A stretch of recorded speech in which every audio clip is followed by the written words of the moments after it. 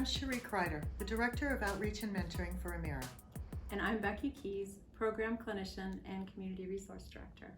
Together, we work at our Community Resource Center in Lynn, Massachusetts, serving women seeking support as they exit the commercial sex trade.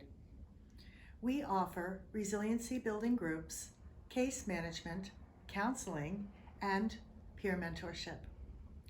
Our focus is on developing impactful relationships that provide resources to effective exit ramps out of the life of human trafficking.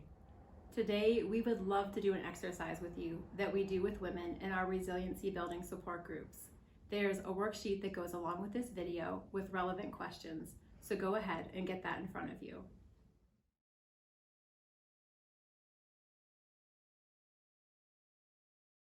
This exercise explores and challenges our idea of choice. Cherie is going to lead us through it. Agency, or choice, is the first thing to be manipulated by a trafficker. As a result, women often believe that they chose their trafficking experience, and the resulting shame hinders their recovery. In this group, women learn what real choice is, so join me if you would. This is Jen. She's with us today for the first time and going to participate in this activity. Thanks, Jen. You're welcome. Jen, if you would please, rearrange these 4 questions from best to worst option. Do you want to eat plate 1 or plate 2? What do you want to eat? Do you want to eat a pile of trash or a bucket of dirt? Do you want to eat chocolate cake or apple pie for dessert?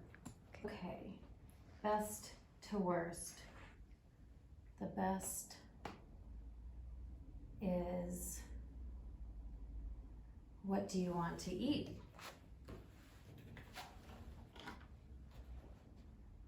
Or do you want to eat chocolate cake or apple pie for dessert? That's usually the question I want to answer first.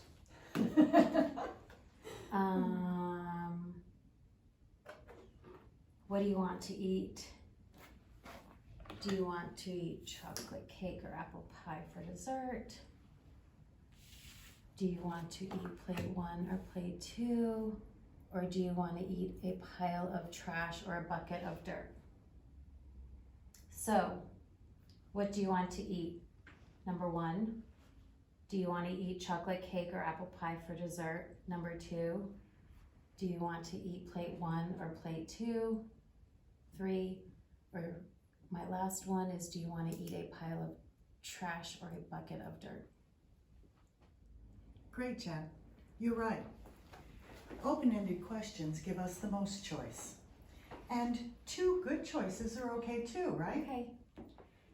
But when all of the options being offered are bad choices, we potentially will have to make a choice between something we don't really want. Yes.